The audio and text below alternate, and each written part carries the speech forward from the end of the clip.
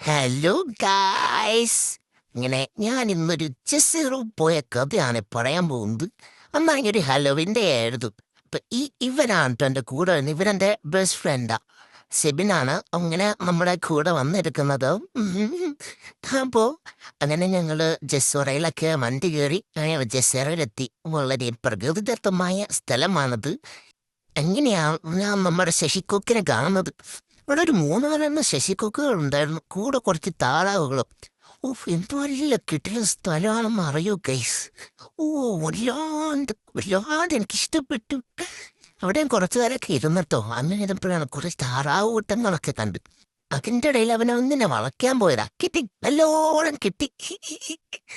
അങ്ങനെ അത് കഴിഞ്ഞ് ഞങ്ങൾ അങ്ങനെ ഇങ്ങനെ നമ്മുടെ ട്രക്കിംഗ് ആരംഭിക്കാന്ന് വിചാരിച്ചു. അപ്പം ഞങ്ങൾ പ്ലാനൊക്കെ നോക്കിയിട്ടു. പ്ലാനല്ല, ഇവിടുത്തെ ഹിസ്റ്ററി എന്തോ ആണ്. അപ്പോൾ ഹിസ്റ്ററി ഒക്കെ കണ്ട് ഞങ്ങൾ പതിയെ ഞങ്ങളുടെ യാത്ര ആരംഭിച്ചിരിക്കുകയാണ്. അങ്ങനെ ഞങ്ങൾ ആ മലയൊക്കെ കയറി മുകളിലെത്തിയപ്പോൾ അതൊരു ഐറ്റം വരുന്നു. നമ്മൾ പിന്നെ പണ്ടേ ഒരു മൃഗസ്നേഹിയായതുകൊണ്ട് അവിടെ അങ്ങ് നിന്നു. ഇങ്ങനെ കുറേ വീഡിയോസും ഫോട്ടോസൊക്കെ എടുത്തു. അങ്ങനെ നിന്നപ്പോഴേക്കും ഇവൻ്റെ മൊയിലാളി ഞങ്ങൾക്ക് 2 ബിസ്ക്കറ്റൊക്കെ തന്നു ഇവനെ കൊടുക്കാനായിട്ട്.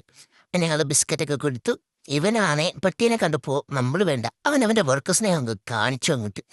എന്താ സ്നേഹം! ഇവൻ്റെ സ്നേഹത്തിന് മുന്നിലുള്ള പട്ടി വളഞ്ഞിരിക്കുകയാണ്. നല്ല ട്രെയിൻഡ് ആയിട്ടുള്ള ഡോഗാണ് കേട്ടോ. കാരണം ഞങ്ങൾ അതിനെ കുതിച്ച് ലാളിച്ച് ഇരുന്ന് കഴിഞ്ഞപ്പോൾ അവൻ ഞങ്ങളിതേപോലെ അവൻ്റെ മുതലാളി പറഞ്ഞു ഒന്ന് കൈയൊക്കെ കൊടുത്ത് വയ്ക്കുമോ, കൈ തരുമെന്ന് പറഞ്ഞ്. അപ്പം ഞങ്ങൾ പതിയെ ഒന്ന് ഷെയ്ക്കാൻ്റെയൊക്കെ കൊടുത്ത്. അപ്പോൾ അവൻ കൈ തന്നു, കൈസ് തന്നെ എനിക്ക് ഷെയ്ക്കാൻ്റെയൊക്കെ തന്നു. അങ്ങനെ അതൊക്കെ കഴിഞ്ഞ് ഞങ്ങൾ പതിയെ അവിടെ നിന്ന് വിട്ട് പറഞ്ഞു. അങ്ങനെ പട്ടീനെയും അവൻ്റെ മുതലാളിനെയും ബൈ ബൈ പറഞ്ഞ് അവിടെ ഞങ്ങൾ ഇറങ്ങി. പിന്നെ പിന്നെ ഞങ്ങൾ വ്യൂ കാണാലോ എന്ന് വിചാരിച്ചങ്ങ് മുകളിലേക്ക് ഇങ്ങ് പോയി.